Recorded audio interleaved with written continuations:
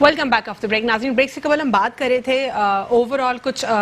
جو factual points ہے JIT کے, اس حوالے سے بات کر رہے تھے, اور میں سوال چھوڑ کر گئی تھی ڈاکٹر فاروق ستار صاحب کے لیے کہ فیئر ٹرائل کی آپ بات کرتے ہیں مختلف پروگرامز میں, آخر کیسا فیئر ٹرائل, 8 سال کا وقفہ جو ہے ایک لمبا وقت گزر چکا ہے, اس پہ ان سے ڈیٹیل جانتے ہیں. جی سر.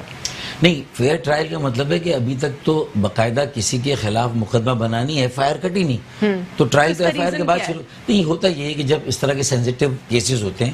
اور کئی ماس مرڈرز ہے تو پہلے JIT بنتی ہے اور وہ انویسٹیگیٹ کرتی ہے, اور پریلیمنری فائنڈنگ ہے یہ کہ انہوں نے, ان کا پورا شک ہے کہ یہ جان بوجھ کے انسانوں نے ہی کیا ہے, اور اس کا تعلق MQM کے اس زمانے کے جو کراچی کے ذمہ دار لوگ تھے ان سے ہے. تو اب اس کا مطلب ہے کہ اس پر آگے بات بڑھنی چاہیے, اگر اور اس میں بھائیلا بردر کے بیان سے بھی یہ بات ثابت ہوتی ہے, اور نہ صرف یہ بلکہ بھائیلا بردر پر جو کیس ختم ہوا اس میں بھی کوئی نہ کوئی وزیر انفلوئنشل تھا, اور پھر وزیر اعظم بھی پیچھے بیٹھے ہوئے تھے, اور ان کی ایما پر کسی حکومت کے وزیر نے پیسے لے کے کیس ختم کیا. تو یہ JIT کا زاویہ صرف جو انسیڈنٹ تھا اس کے اوپر فوکس نہیں کرے گا آگے جو مقدمات بنے گے, بلکہ جس نے پیسے لے کے بھائیلا بردر پر غلط FIR کٹی تھی, نہیں کٹنی چاہیے تھی, لوگوں کے جذبات ختم کرنے کے لیے وہ FIR کٹی ہوگی,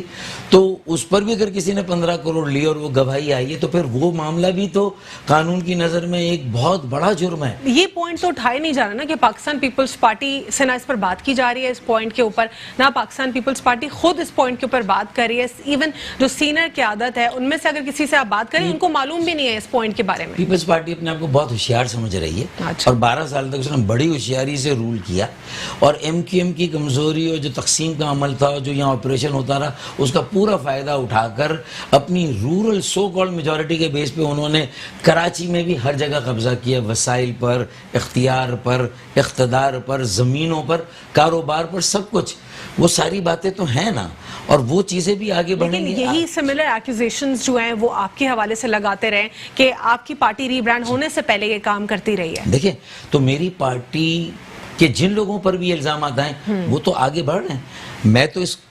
کرسی کے نیچے رکھ کے نہیں بیٹھا تھا نا اس JIT, اور میں نے تو پہلے ہی کہا تھا کہ اعلیٰ سطح کا عدالتی کمیشن بنا کے دودھ کا دودھ اور پانی کا پانی کریں. جی, گرے میں نہ رہنے دے, بلیک اینڈ وائٹ میں کلیئر ہو کے ہے کیا, کس نے کیا, آپ آئیں ان کو سامنے لائیں. تو کم از کم ہم نے یہ ضرور سیکھ لیا تھا کہ ہم اپنے بھی لوگوں کو صرف ڈیفینڈ نہ کریں, بلکہ اگر ان کے اوپر کوئی سنگین الزام ہے تو وہ بھی خود کو جو ہے وہ عدالت میں ثابت کرے کہ وہ بے گناہ ہے. تو ہم تو اس کے لیے تیار ہوئے, میں تو ہوا تیار اس کے لیے. ٹھیک ہے, آج بھی میں یہ بات, لیکن پیپلز پارٹی اس پر کیا کہے گی؟ دیکھیں, وہ سمجھ رہے ہیں کہ وہ بچ گئے ہیں, وہ بچے نہیں ہیں. وہ جتنا بھی JIT کے دوسرے پورشن کو چھپا لے جو علی زیدی کے پاس ہے, عزیر بلوچ والا, لیکن وہ اس دوسرے جو علی زیدی صاحب کے پاس نہیں ہے, وہ پرٹیکولر 20 پیج والی جو JIT ہے جو ابھی لوگوں کے پاس پبلک نہیں ہے, نہ ہی ویب سائٹ کے اوپر موجود ہے. اگر ہم اس کے اوپر بات نہ بھی کریں, جو JIT پبلش ہوئی ہے پبلک کے سامنے جو موجود ہے, اس کے اندر بھی بہت سارے خوفناک انکشافات ہیں. جو بھی انکشافات ہیں,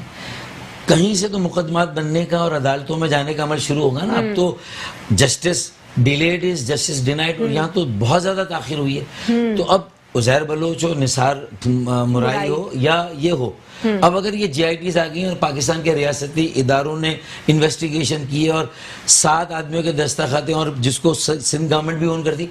PTI کو اس بیس پہ صرف اس کو چیلنج اور اپوز نہیں کرنا چاہیے کہ اس میں ذوالفقار مرزا کے اوپر ساری بات آ رہی ہے, تو وہ ان کے الائی ہیں اس وقت. اب یہی ان کا بھی امتحان ہے